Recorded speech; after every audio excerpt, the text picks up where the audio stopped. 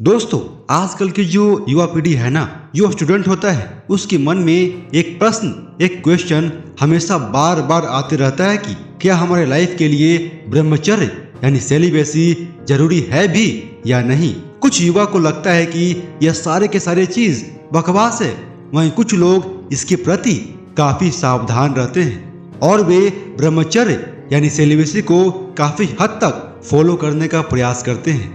कुछ बच्चे कहते हैं कि मेरे शरीर में बहुत ही गर्मी बढ़ जाती है, बहुत अकुलाहट होती है, इस वजह से मैं पॉर्न देखता हूँ और मुझे बिना पॉर्न देखे नींद नहीं आती है।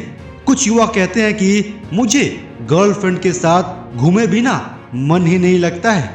तो मेरे दोस्त, आप आज जान लो कि आप ये सारी की सारी गलतियां जो कर रहे हो ना, आपकी जिंदगी की सबसे बड़ी गलतियों में से एक है, क्योंकि यह जो ब्रह्मचर्य है ना, सेलिबेसी, इसी से आपका जीवन का निर्माण हो सकता है। आप दुनिया भर की चाहे जितना भी एग्जाम्पल दे करके खुद के मन को क्यों न समझा लो कि नहीं भाई, ब्रह्मचर्य से कुछ नहीं होता है, ये सारी चीजें बकवास है, लेकिन तुम्हारे कहने से कुछ फर्क नहीं पड़ता है। सेलिबेसी यानी ब्रह्मचर्य ही तुम्हारी जिंदगी को बना सकता है। तुम्हें तो यह बात पता होगा ही कि आज से 2000 साल पहले भारत विश्व गुरु हुआ करता था, जैसे कि आज अमेरिका हुआ करता है। तो वह सिर्फ अपने परफेक्ट एजुकेशन सिस्टम के वजह से ही था। हमारे शास्त्रों में ना 4 तरह के आश्रम डिस्ट्रीब्यूशन किए गए थे। पहला था ब्रह्मचर्य आश्रम, जिसका नाम ही ब्रह्मचर्य है यानी सेलिबेसी है, और इस नियम के तहत आपको 25 सालों तक अखंड ब्रह्मचर्य का